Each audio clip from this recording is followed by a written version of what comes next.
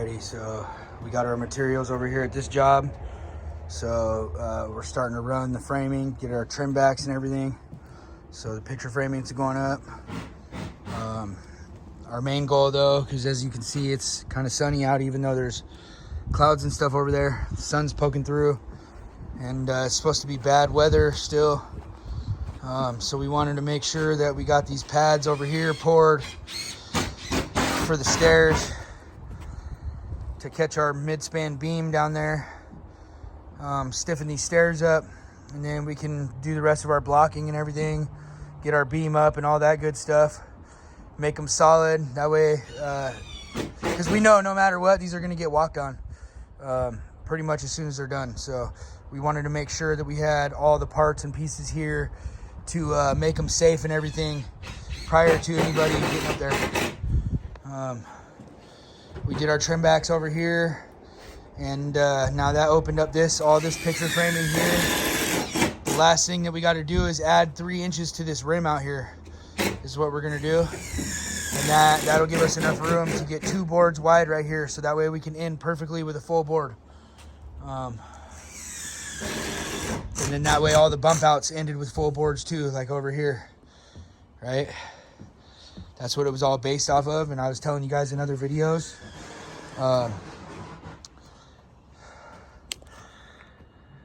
How we do our 1 1/4 inch overhang, and then we just go ahead and deck both directions until we get out here, and then either we can leave the rim off and we can cut these exactly where we want them, or in this situation, because this is a fascia mount anyways, to have 2 more rims out there is actually going to make our rail system stronger. It's going to give us more grip. So that's how we're going to do it in this situation. And we're still going to put some blocking back here.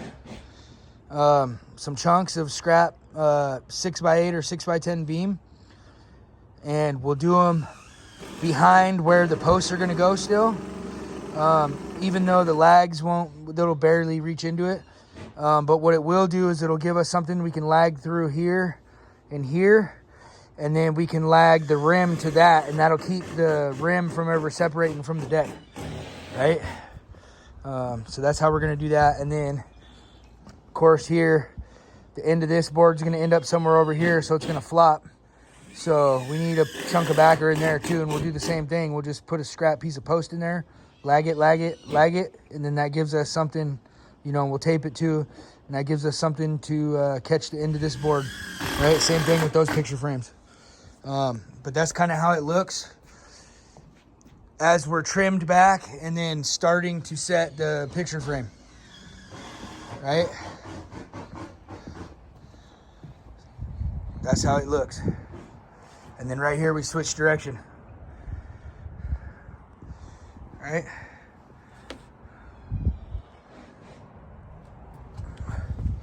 And then over here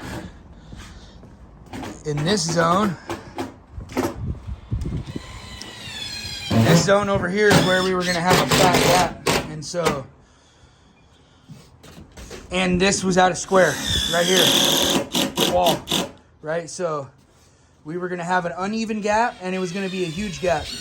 So we unscrewed a bunch of these boards because we only had them tack screwed, and we kind of fudged them out and grew our gap just a little bit per each board to where it's not really noticeable. See that? And we scooched this side a little bit further than this side, and that gives us the illusion of being parallel to the wall. That's a little bit out of square, and then also parallel to the rest of our decking right here, right? Because we ran our decking off of the longest wall here.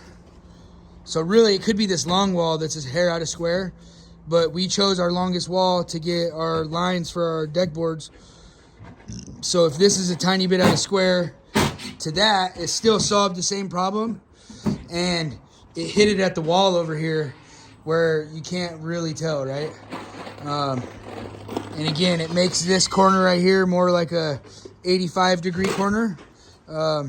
But that's all right. We're going to hide it in our picture frame, and we're going to hide it in the rail, and then everything will look buttons. Thanks for watching.